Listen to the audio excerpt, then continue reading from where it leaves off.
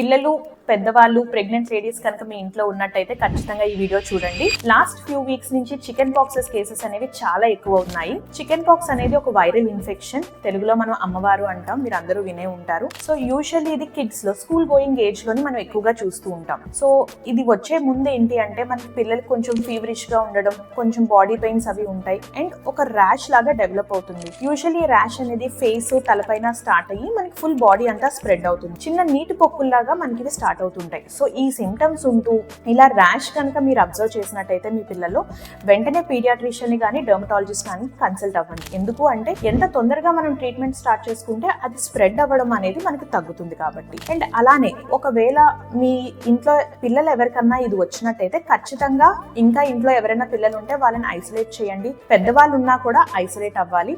ఎప్పటి వరకు అంటే మనకి అన్ని కూడా పెచ్చులు కట్టేంత వరకు, బయటికి పంపించడం కానీ ఆడుకోవడం కానీ అట్లాంటి వాటికి బయట ప్లేసెస్ లో వెళ్ళనివ్వకూడదు. మొత్తం పెచ్చు కట్టిన తర్వాత నాన్ ఇన్ఫెక్షన్స్. అలానే ఒకవేళ మీరు ఇంకెవరైనా బేబీస్ ఇంట్లో ఉన్నట్టయితే వాళ్ళకి ఒకవేళ గవర్నమెంట్ వ్యాక్సినేషన్ కనుక ఇచ్చినట్టయితే చికెన్ పాక్స్ అందులో ఇంక్లూడ్ అవ్వదు కాబట్టి ఒకసారి మీ పీడియాట్రిషియన్ తో కన్సల్ట్ చేసి అది కూడా ఇప్పించవచ్చు.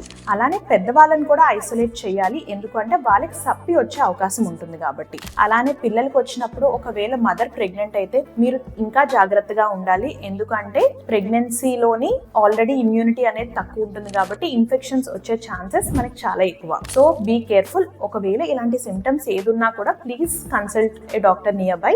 This doctor Sneha, consultant dermatologist at Dr. Sneha Skin Clinic.